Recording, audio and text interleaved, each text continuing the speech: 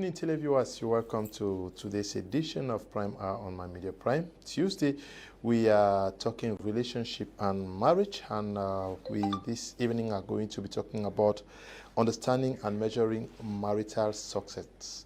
What is it that you consider as those factors that would qualify a marriage as a successful one or a relationship? Is it the fact that you guys are rich? Is it the fact that you people are married and are living in the United States of America? Is it the fact that you have more children? We're going to be looking at all of this so that we can understand what it takes to build and live a successful marriage. Reverend Kenneth Tatoh, we are happy to have you. My utmost pleasure, Mr. Leo. It's a privilege for us to be on air on this wonderful day, which marks a great day in our society. We're celebrating teachers. We say greetings to all our teachers. We are who we are today because of them. Greetings to all of the teachers who are watching us. Greetings to my co-panelists and greetings to all our viewers. I think as we rub our minds together again this evening, it's going to be a swell time, and we believe virtue is going to be transferred. Someone will really benefit from something that will bless their marital destinies. In my opinion, when you look at of the reasons for which God created marriage, the first and foremost is companionship. Okay. Yeah. To be able to measure success, we have key performance indicators. Okay. A marriage is going to be rated successful along these lines. And this is a very important point we're discussing this evening, because most often when we're encouraging young people to lay a proper foundation, they were like, these people did not go through what you're asking us to go through, yet their marriage is successful, and of which their rating of marital success is actually on the balance. So for me, I think one of the first things to consider is the two people in the marriage in order to measure marital success. It's not about the money they have or the children they have. These two persons involved, if they can in the first place have a good companionship, it is a good indicator of how successful that marriage is. And if two people get married and their lives are not getting better, they are not getting more satisfied and more fulfilled, they can have 12 children like the 12 tribes of Israel. It will not really be a true indicator of marital success. So these two persons must be getting better by the day. If I was single and I had a certain level of satisfaction for life, and I get married and this satisfaction begins to drop, it means my marriage is actually a problem to my life than a plus that is supposed to be. So the two people who get married are supposed to get improved, they are supposed to get more satisfied with life, and they're supposed to have more peace than when they were single. So when you have to measure marital success, the two actors involved are the first people to look at. It's not about the children, because if you want to look at children, you will see actually that people who gave birth or are raising vandals in the society, and they look at a marriage of somebody who has not had children, or a couple that has not had children, as if it's a failed marriage, which is not true. So I think essentially the two people who are involved in a marriage are supposed to first of all look at how they are getting more satisfied with life, how they are improving, and how they are bonding. Because the two persons who got married, they were getting married not to become less of who they are. If their self-esteem begins to grow, down the drain, if they got married and they were feeling so confident they could achieve in society, but when they get married, the man who was a fighter, who was a struggling man, begins to get drained because he has gotten married to a woman who is actually a source of a disincentive to him from doing what he's supposed to do. It means that man is not succeeding in that marriage, and the marriage is not a successful marriage. So also a woman, if a woman gets married and she had those, these objectives when she was still growing up as a young girl, she was like, I'm going to be this, I have these goals as a young girl, as a career woman, these are my goals. Gets married to a man who stifles everything and, makes her to begin to feel less of herself. I think that's not a successful marriage. It must be such that there is a balance. Let it not be one-sided, that one person is feeling fulfilled and another person is not being fulfilled. It will also be a wrong marriage, because the two of them are supposed to be moving along progressively. The two of them are supposed to be moving along as a team. If one person is growing and the other person is not growing, the other person will end up becoming too big. When I say too big, you understand what I'm talking about. It will become too much for the other person to manage, and that's how marital, incompatibility or marital, they won't be able to live and drive themselves along. Two persons must be growing. Two persons must be having the satisfaction. Two persons must bear the burden of one another. If they can't bear the burden of one another and grow along, it means that marriage is actually one-sided. It is biased. And a biased marriage can never be a successful marriage, because the two persons who are involved are not actually, feeling themselves as if they came into something which is good. Yeah, the Bible says marriage is good, and if something is good, it should make a better version of you to emerge, and not getting you dropping from who you were. If I get married today, and before I got married, in fact, I had an activity, call it a business venture. And after I got married, this business venture begins to dwindle and go. In fact, there is a question mark already about that marriage. And you have people also who, the moment they got married, their health situation was never the same again. Maybe for several reasons. Could it be the man is placing a lot of distress on this woman, and the woman is no longer, the best of her health. Her blood pressure begins to rise, and she feels like, it were better she remains single. Yes. So that's why we encourage that. Sometimes there's some marriage that for you to enter into them, you remain single, because you must have entered just a personal wilderness, and you won't be feeling fulfilled in that. We are looking at understanding and measuring marital success. Can we say this is the same in the Western and African culture context? Well, I think to make it a societal issue like this might not really capture it well. Why? Because defining it within the context of a society, there may be a faulty definition of marital success, and that's why we are here this evening. Now, when you look at in the Western world, for instance, some of the countries or some of the societies, they have contractual marriages. Marriage for them is like, okay, we come together, we sign a marriage contract for, call it 10 years. We experiment. Experiment for 10 years. That is all against God's purpose for marriage. God did not want marriage to be some kind of contractual agreement. It's a divine covenant. It's not a contractual agreement. But it's normal in the West. It's normal in the West, so that's why we say it means the definition of marital success within the context of that society is faulty already by default. It's already faulty. So at that time, we can't say we are going to be measuring marital success based on a faulty standard already, because if you were to measure it based on a faulty standard already, for me, there is a problem. So the initiator of marriage, which is God, we are supposed to measure marital success according in stems, not according to. Because if we want to look at it, so it means we'll be importing ideas of these gay marriages as a standard to measure and say it is moving. So it's not moving. One of the things I think we should take into consideration seriously when it comes to measuring marital success is this issue of storms. Storms are inevitable in marriage, and a marriage that does not scale through the storm is a failed marriage. Two people who have storms in their marriage and decide to rather go apart, or the storms or the conflicts decide to cause them to drift further apart, will not say they are successful in that marriage, compared to some people who had a storm, they had challenges, and decided to work together as a couple to sort these things out.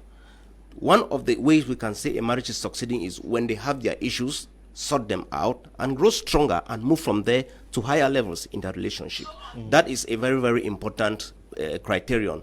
When two people are in marriage, there are issues that must come to shake the marriage. There are things that will come to see whether underneath that marriage was sand or was rock. And if these things come and shake, and you see that it beats the marriage to fall apart, it means that marriage is not a succeeding marriage.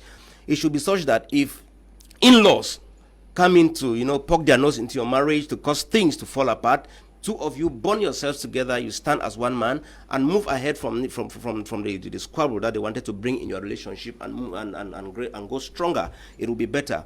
If you have financial challenges that is supposed to, humanly speaking, they're supposed to tear that relationship apart, and you move past those challenges and get stronger, it is a better thing for a marriage to experience. If you have challenges like, call it childbirth, as we're saying, and you can't have the fruit of the womb for some time that you'll be married, and you overcome such a difficulty and move ahead, those are those storms that we experience in marriages every day. If you can overcome these storms and move ahead, that is a measure of marital success. And now this will lead us to longevity.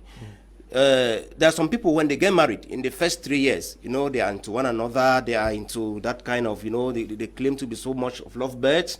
And if the marriage fails in the first 5 years, we can't say it's a successful marriage, because the essence of marriage in God's terms is till death separate the two. Now, it goes back to what I said, that it is supposed to be a two-way issue. If it is biased, that one person is happy and growing fat and fresh every day while the other one is growing lanky, it's a problem. It's not a successful marriage. As long as there is no balance, the man is happy, the woman is happy, there is a problem in that marriage.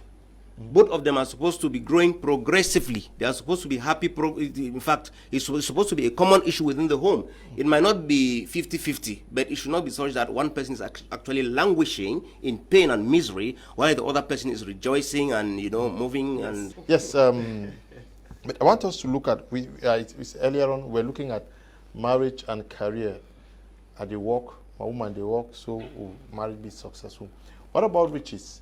Must everybody who is rich, we are living in a big mansion, we have 5 cars or 10 cars, is it synonymous for a happy marriage? Not at all, but I begin by answering the question from the viewer from Tico, from the toll gate or so. Yeah, he's asking whether if his marriage is not successful, he should back out. Oh, no.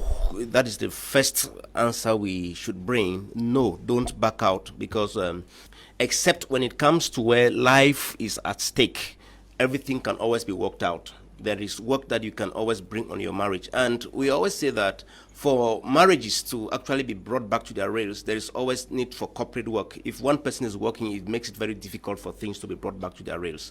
2 of you are supposed to work tooth and nail on your relationship, because good marriages don't just happen. There is actually some work that has to be done from both the man and the woman.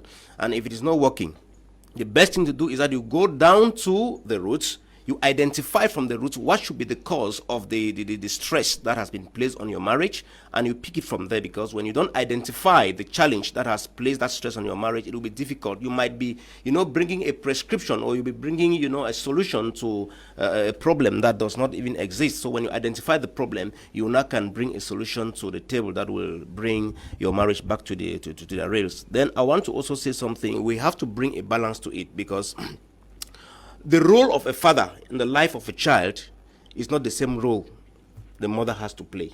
Each of them have their roles to play. So as much as possible, in as much as you are pursuing your assignment, as much as you can, create time for your family. Let it not be that some people will get him, that he was giving an excuse for people to be absentee fathers. You must create time for your family. Create time to be that father that you're supposed to be, or that husband you're supposed to be. Because without it, you end up seeing that you've mortgaged your assignment as the father of the home, who is actually the head of the home par excellence. You've mortgaged your assignment to the woman, and things begin to get bad, and you get into damage repair. As much as possible, factor that out in your schedule. Yeah. So the question you asked me, Mr. Leo, is whether riches can actually make a good marriage. I want to say it's true that if people get married, they trust God for financial prosperity. We can't say it is actually a factor to just discard completely. No, we can't say it is a non-event. It is actually a needed factor as far as marriage is concerned. We need the financial resources, but to say it is a determining factor for a working marriage is not true, because there are people who together, in fact, money at times is a dividing force. It rather divides them and separates them further. So money is needed in a home, but it is not a determining factor for a good marriage. Successful marriages are built on, as we said, and want to repeat, satisfaction, which should be mutual. It should not be one-sided. It's supposed to be built on that kind of peace. Each and every couple is supposed to have that peace of mind that will make him or her feel fulfilled and glued to that marriage, to feel that, in fact, if I have a challenge back in the office, it might be the person is earning $1 million, but if he comes back home and meets a nagging wife, if he comes back home and meets a man who punches her. I was just watching a film, a short, I don't know whether it's a comedy or a film. The man saw the woman, somebody snatched the woman's back, and somebody helped the lady. And the man just, he saw the two of them discussing and took it for a kind of cheating engagement, which is not so. So there are moments that we can spend much time pursuing this money, and this very pursuit for money is the cause for which our relationship hits the rock. So riches are needed, but riches are not a determining factor. The factors that determine successful marriages are this peace of mind, this conviviality, and this growth. One thing we must also identify when it comes to measuring marital success is, if yesterday you were, in fact, two of you were such that you have difficulties, and the woman packs her things, goes to their home, and 5 years after, it's the same formula, there is a problem with that marriage. It means there is a stunted growth as far as that relationship is concerned. It should be such that yesterday you people had difficulties and you can manage them better than you managed them yesterday. It is a sign of growth and maturity, because you were not to be babysitter for one another for the whole of the relationship. It must be such that yesterday you could not bear some things, and today you can bear them, and you can accommodate one another and give one another the courage to move on, and also be able to act as a source of inspiration to other people. There are people who are looking up to your marriage. If they don't see you living well, it would discourage some young people from getting married, because they look at how their mother treated their father, how their uncle treated the wife, and so on, and it would discourage them from getting married because they don't have that appetite. They have not been given the desire to also settle in marriage by virtue of how the people lived in a stressful marriage, a strained relationship all along, and make some other people to really be feeling as if marriage is gastric, as some have said, which we disagree, and say you can build a good marriage and you can live a successful marriage. We are looking at successful marriage. Should we also look at it from the spiritual perspective, that you may have everything, but if spiritually you are bankrupt, you may not have succeeded? Because that also translates to the kids, the children. Very seriously, Mr. Leo, I want to think that if we don't go back to the basis, because Apostle Level has said something, by virtue of the multiplication of knowledge, the complexity of marital issues is making our society, getting into a lot of stress. If we go back to the basics, and the basics here have to do with the author of marriage, we will look at, one, his criteria for what a successful marriage is supposed to be, and two, how to achieve this. It is two-winged. You have to look at what constitutes marital success from God's perspective and how to achieve it. If we go back to these basics, it is going to be greatly helpful for us. Many people today have gotten to bringing in, science mixed with all of these other contemporary issues and technology. This is the reason for which marriages are hitting the rock. It is not because marriage in itself has gotten any transformation per se. If we can go back to the basics, we will see that God's purpose was that man has a vision, man has a purpose. And the woman comes into the man's life to be a helper, a suitable helper, so that there can be an accomplishment of this purpose that the man has. If this becomes the core principle of a given marriage, the woman will find her position, the man will find his position. And the two of them working from their various positions, they are going to achieve the success that the marriage requires. And if they come from these various angles, emotional health will be gotten, mental health will be gotten, physical health will be gotten. We have many people who are living in marriages today on drugs. There are people who are taking high blood pressure drugs every day. If they cannot, if they don't live on these drugs, their situation will, in fact, it will just degenerate to something you won't imagine. Why? Because the people have not gotten back to the basics to understand that this is why I am in this marriage and this is my role in this marriage. And now, most often, when people have, they've started having difficulties in the marriage, rather than going back to that point where they pick up the principles, the biblical principles, the spiritual values that God wants them to uphold in that marriage, they want to look for vengeance. They want to look for other means and methods to solve the issues that they are facing in that marriage. But if they can go back to God's principles, pick up principles from there, and work out their distress on it, the marriage will not hit the rock as we're seeing today. Most often, people will like, okay, I won't stay and die. We have said it is possible for you to at least to have a separation when life is being threatened. But when it has gotten to a point where things can still be worked out, don't run out of the marriage. Don't chicken out, because God can still sort things out for you by prayers, by receiving spiritual counsel, by receiving those biblical teachings that can get all of you on your feet, can get all of you alert and go back to your roots, and everybody dies to self for the marriage to actually pick up again and move. But if it is gotten to a point where people have decided to relegate spiritual principles and begin to live by virtue of the Beijing principles and all the other things that you say, no, I am a woman, I know my rights, I am a man, I know my rights, all those things, they will not sort us out. It goes back to all of us going back to where it is. If the marriage is having challenges, we like, okay, what does the Bible say about it? What does God require from it? And you pick up from there.